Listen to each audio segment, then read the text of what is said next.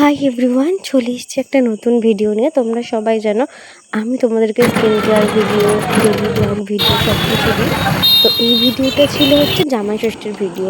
তো আমাদের বাড়িতে এবছর জামাই ষষ্ঠী হয়েছে, তোমার বোনের বিয়ে হয়েছে, তো দুদিন জামাই ষষ্ঠী, মানে একদিন জামাই ষষ্ঠীর ভিডিও আর একদিন জামাই ষষ্ঠীর পরের দিনের ভিডিও।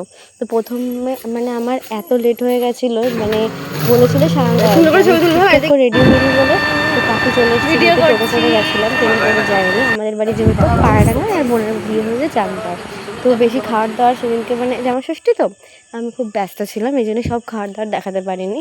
এই যে তো আমাদের হয়েছিল মাটন, ইলিশ মাছ আর ডাল আর ভাজা, চাটনি, পাঁপড়, মিষ্টি, এই কটা হয়েছিল। তো অল্প আইটেমই হয়েছিল, কারণ আমার যে বোনের বর সে বেশি কিছু খায় না, উল্টে একটুখানি ভাত খায়, সবই রেখে দেয়। তো এটা হচ্ছে জামাই ষষ্ঠীর পরের দিনের।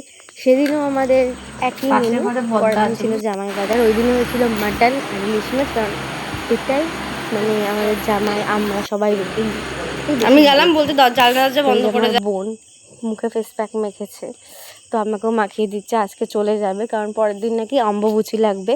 এই জন্যই যে আমার মা মাটন করছে, আর আমার মায়ের হাতের রান্না প্রচণ্ড সুন্দর।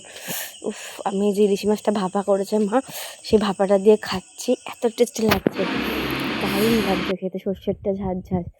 আর এটা হচ্ছে মাটনটাও দারুণ করেছে মা, হেভি লাগছে মাটনগুলো দিয়ে খাচ্ছি। এই যে আমার বোন রেডি হচ্ছে, এখনই বেরিয়ে যাবে, ওদেরকে দিয়ে আসতে যাবো।